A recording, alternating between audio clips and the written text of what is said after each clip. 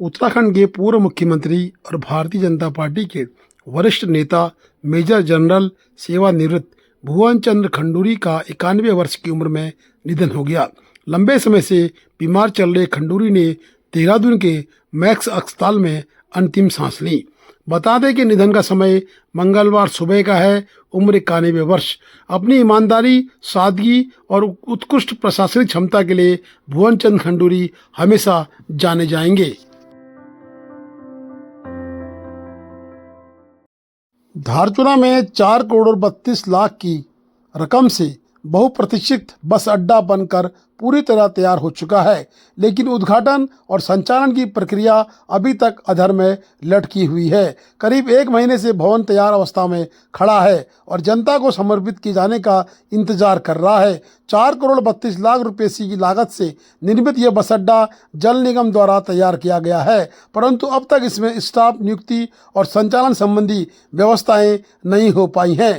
धारचूला नगर में शाम के समय बसों का भारी जमावड़ा देखने को मिलता है। वर्तमान में बसें सड़क किनारे खड़ी होने को मजबूर है, जिससे यात्रा सीजन के दौरान मुख्य बाजार और सड़कों पर लगातार जाम की स्थिति बन रही है। जबकि नया बस अड्डा सभी मूलभूत सुविधाओं के साथ तैयार खड़ा है, उसके बावजूद यातायात व्यवस्था पुराने ढर्रे पर चल रही है। पूर्व में जानकारी दी गई थी कि बस अड्डा नगरपालिका को हैंडओवर किया जाएगा। अब स्थानीय लोगों की नज़र इस बात पर टिकी है कि नगरपालिका प्रशासन कब तक भवन को अपने अधीन लेकर बस अड्डे का संचालन शुरू करता है। करोड़ों रुपए खर्च होने के बाद भी बसों का सड़क पर खड़ा रहना जनता और यात्रियों के लिए परेशानी का सबब बन रहा है। स्थानीय लोगों का कहना है कि प्रशासन को इस मामले का शीघ्र संज्ञान लेना चाहिए। नगरपालिका प्रशासन, जल निगम और स्थानीय प्रशासन को संयुक्त रूप से विचार विमर्श कर बस अड्डे को जल्द संचालित करने की दिशा में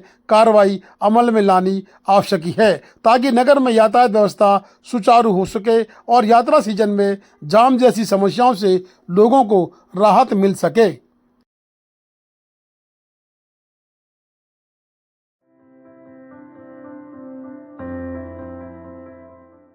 धारचूला बाजार में 4 बजे के बाद बड़े वाहनों का आना प्रतिबंधित नहीं है, परंतु बड़े वाहनों की मनमानी है कि वो बीच सड़क पर वाहन को लगाकर सामग्री उतारने का कार्य करते हैं, जिससे कि अव्यवस्था फैल जाती है। मल्ली बाजार वसई, संकरा और सटा हुआ है। जब से एलधारा आया है तब से मल्ली बाजार की सड़क का चौड़ा जो भाग था वो घट गया है, परंतु फिर भी बड़ी गाड़ी वालों की मनमानी खुलेआम देखने को मिल रही है। पुलिस प्रशासन को संज्ञान लेने की आवश्यकता है।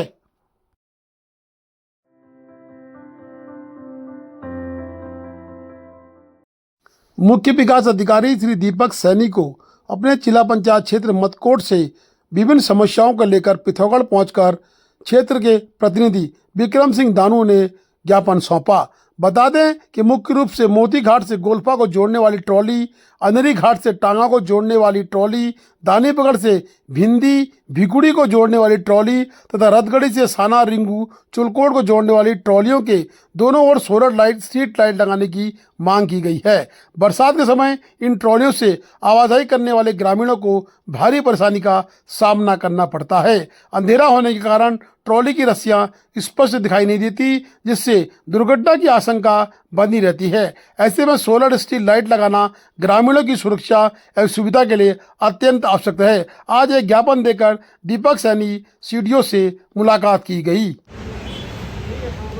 आज जिला मुख्यालय पिथौरागढ़ विकास भवन पहुंचकर मुख्य विकास अधिकारी जी से मुलाकात की और अपने जिला पंचायत क्षेत्र की मूलभूत समस्याओं के निराकरण करने की मांग की और समस्या रखी कि टांगा बिंदी और दानीपगढ़ से मोती घाट ट्रॉलियों में जो ट्रॉली हैं विकासखंड मुनस्यारी के अंतर्गत तमाम ट्रॉलियों के दोनों साइड स्ट्रीट लाइट लगाने और मुनस्यारी के पातलथौर में भी स्ट्रीट लाइट लगाने की मांग की और मुख्य विकास अधिकारी जी ने आश्वासन दिया है कि तत्काल समस्याओं का निराकरण किया जाएगा।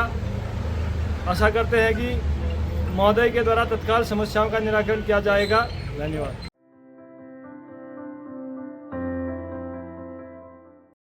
भारत नेपाल सीमा से लगे सीमांत नगर धारचूला शहर की बदहाल सड़क स्थानीय लोगों के साथ साथ आदि कैलाश यात्रा पर आने वाले पर्यटकों के लिए भी बड़ी परेशानी का सबब बन चुकी है। तबाघाट तिराहे से धारचूला बाजार तक लगभग 2 किलोमीटर क्षेत्र में वर्षों से डांबरीकरण पूर्ण रूप से नहीं हुआ है। सड़कें जगह जगह गड्ढों में तब्दील हो चुकी हैं।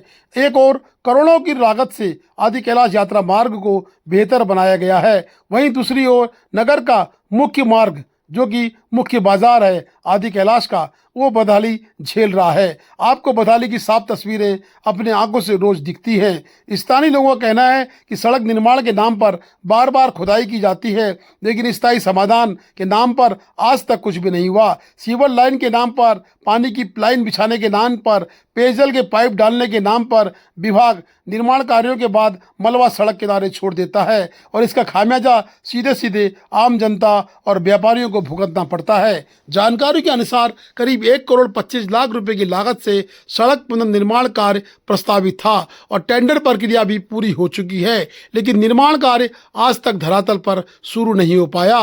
लोक निर्माण विभाग के एई आशीष लुंठी ने बताया कि ठेकेदार द्वारा कोलतार यानी डामर की कीमतें बढ़ने का हवाला दिया गया है और एई द्वारा यह भी कहा गया कि मूल्य वृद्धि की मांग विभाग से ठेकेदार के द्वारा की गई है। हमने अपने विभाग को सूचित कर दिया है। अब शासन के स्तर पर वार्ता होने के बाद ही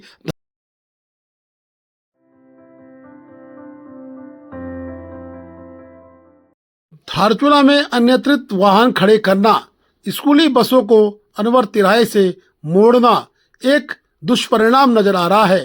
धारचूला में जाम की स्थिति लगातार इन बसों से बन रही है। ऊपर से बड़ी गाड़ियों का आवागमन सुबह सुबह यातायात को प्रभावित कर रहा है। आदि कैलाश यात्रियों का दल जब सुबह सुबह कुमाऊं मंडल विकास निगम से निकलकर इस रोड से गुजरता है तो अत्यधिक जाम की स्थिति सड़क पर बनी रहती है। पुलिस पूरी तरह से जोर आजमाइश करती है, परंतु अनियंत्रित वाहन खड़े करने वाले अपनी आदतों को सुधार नहीं रहे हैं, जिससे कि जाम की स्थिति लगातार बन रही है। चालान इसका कोई समाधान नहीं है। गलत वाहन खड़े करने वाले व्यक्तियों से भी विशेष निवेदन है कि अपने वाहनों को सही तरीके से लगाएं, जिससे कि यातायात व्यवस्था प्रभावित न हो। Please do like, share and subscribe DCL News.